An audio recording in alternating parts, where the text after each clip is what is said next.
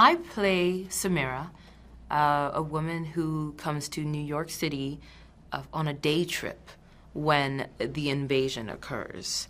And everything about what she thought she would be doing changes.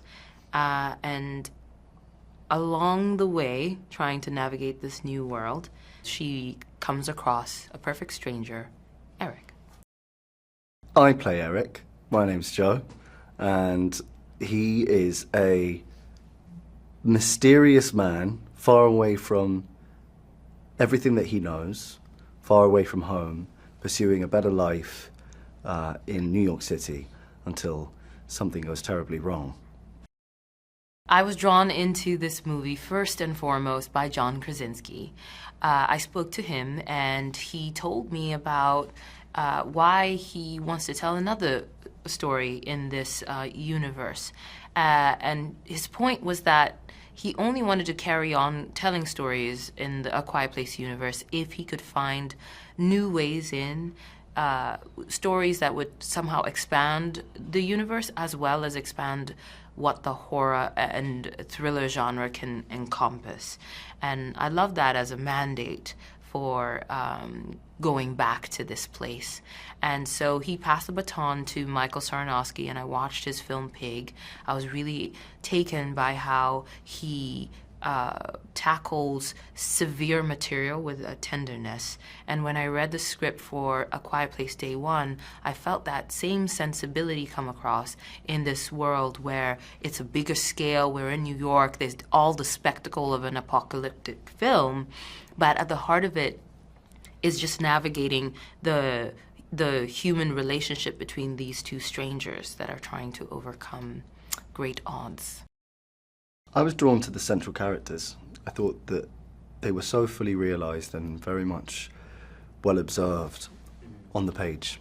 I think that something like this, with a large-scale spectacle film, apocalypse film, it could be quite easy to lose sight of the beating heart of any motion picture, which is the characters that occupy it. Mm-hmm. And I think that this film really preserves that. It preserves these two perfect strangers colliding, meeting each other and revealing certain things about themselves throughout the process of the film, as well as providing a lot of scares and entertainment and thrill.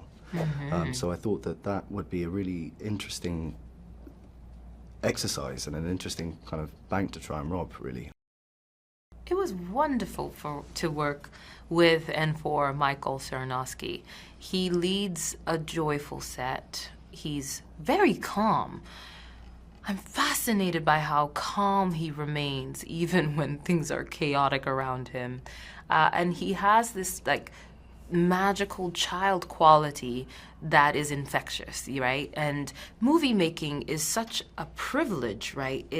We get to play for a living, and sometimes we can take ourselves too seriously. And what I find with Michael is that he doesn't fall for that. He's still very much enamored by the movie making. He brings this freshness to it, a sort of childlike wonder, and the material is intense and demanding, but there's a joy with which he does it, and I loved working with him because of that. He's a wonderful man and a brilliant leader, and a sensitive one as well. Mm-hmm. The content of the script, the themes that are explored are like pretty large questions. It's about grief, it's about dependency, it's about family, it's about an unraveling of a society. What happens to human beings when all of the things that we're told are there to keep us safe disappear? Like these are kind of large themes and big questions. And I think it was handled in a way that was very delicate and entertaining at the same time, and it takes a rare person to be able to steer that ship. Mm-hmm. So it was lovely working with him. We had some wonderful other cast members, Djimon, Hounsou, and Wolff, to name but a few. Yeah, we had a really lovely gang on this, and it's makes everything a lot easier when you've got some people like that involved.